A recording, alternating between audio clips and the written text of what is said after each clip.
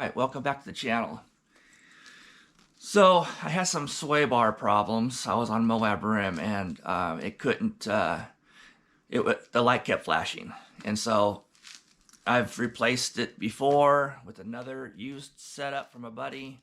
And I've gotten water in it, so I'm pretty experienced on how to deal with these. And I didn't even think about it. A couple weeks before Moab, I went to the Rubicon. I had some really deep water crossings, so.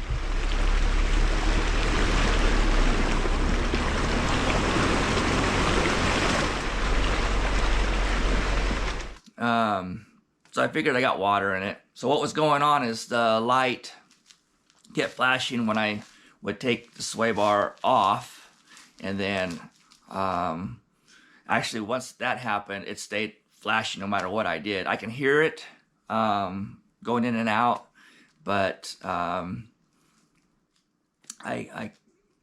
light kept flashing. So what I did was, when I was there, I unhooked the sway bar end link because I have the bullets on there for backup, and it was unlocked, and when I locked it locked back up, so I knew it was working, but the light wasn't working. So I knew I had water in it. So when I got home, I tore it apart, and I'll show you what I found. The way it works is you have electrical portion, and it has a spring-loaded plunger, and it pushes a fork. So when the fork gets moved, there's another plunger for electrical for the light, and it's supposed to correspond with whatever the switch is set to. So if it doesn't go all the way out, then the plunger doesn't come all the way out, and it flashes. And then once it goes all the way out and the electrical plunger goes out, then the light goes off or on, whichever way you go. It just won't flash. So that was my symptoms, and so I'm going to tear into it and open it up, and I'll show you what I did, show you what it looks like, so you have an idea of what to do.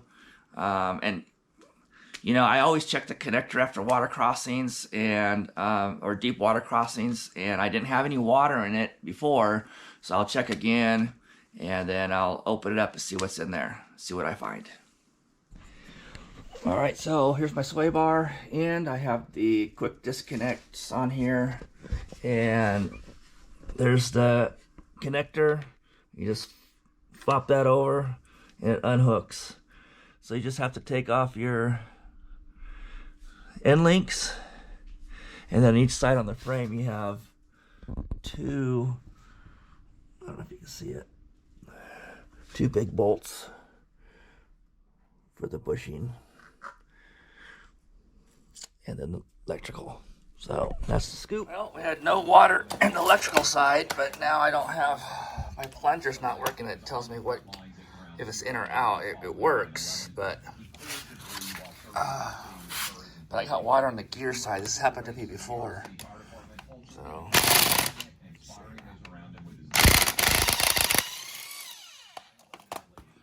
So usually just some cleanup and some grease will fix this up. Let's see here. Yeah, looks like crap.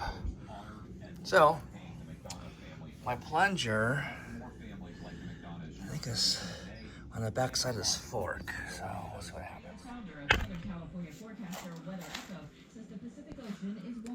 Alright, see what this looks like. Water on this side. Damn it. The primary impact of the latest El Nino will be later in the fall and winter. Peach growers are dealing with the fallout from the closure of okay, so the plunger earlier this year. The closure left switch unemployed and dozens of is fire for their peaches. Nearly 70% of the this is what triggers your light, are in the Yuba Center area. or it tells it that it's where it's supposed to be. That's the sensor. So I'm not sure if I have a problem with that. If water got into the inside the electrical, your next update in 30 minutes. I'm Dina Kodiak. see if that weather together on KSBK. doesn't look like it. News, Don't look like there's any water. There's a breathe hole here when it gets wet. So I have no water inside of this. So I just need to clean it all out, re-grease it, put it all back together somehow. So. Alright.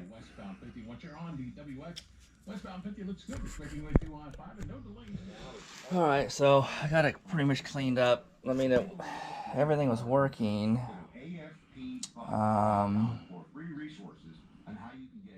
Mechanically, it was going in and out of sway bar lock and unlock. But I took the motor. So this is the plunger that pushes out to pull it away from this one here to go into no sway bar. And when it does, this goes out. And then when the spring for this pushes the fork back when it aligns, and this it's like a transmission clutch. This side has I don't know what they're called, but they're tapered teeth to slide on.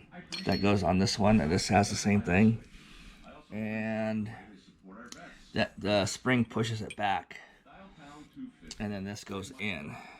So I hooked this up, cleaned it up, hooked it back up to the electrical, which I had no water in it because I greased it with white grease.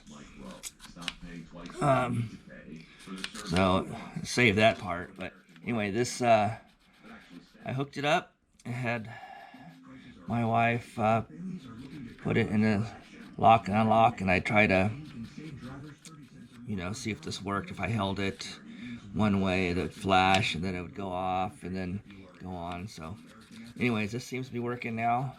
I just put some WD-40 in there, just to displace any water if it's in there. But there is not any water in the electrical because it would come out. So I've had to do this before in another one. So I think we're good to go. I'm gonna reassemble. So.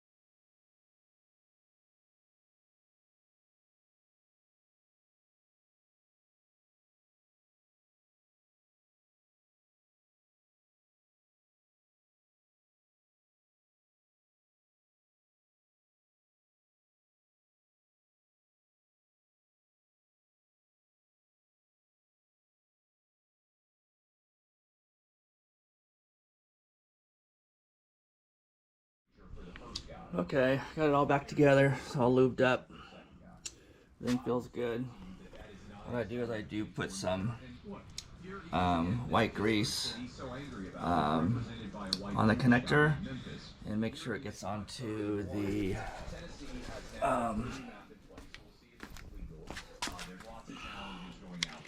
seal. So it's kind of old. There's no water that got into this one. But I'll put some more grease in it, make sure this is set in there. Should be good to go. Okay, I got it all back in. Got the O-ring greased. Let's see, it's kind of hard to tell. I might have to wiggle the Jeep to make sure it works. Oh my God. Okay, so turn it on. It's a 4-wheel drive. I'll push the sway bar button. I can hear it. And then I'll take it out. Now it's flashing, so if I wiggle the car, it lined up and turned off. So I got it fixed. Let's see how. Yep. There we go. That's how to service that mechanical side. If you get water in the electrical side and you don't dry it out really fast, the only way to really dry it is to get it warm, like by a fireplace, and tilt it to where the connector's down, because there is a vent hole there. If you don't do that right away, that's going to fry the board. So I've actually had one that happened to. So, but if it's on the other side, it's serviceable.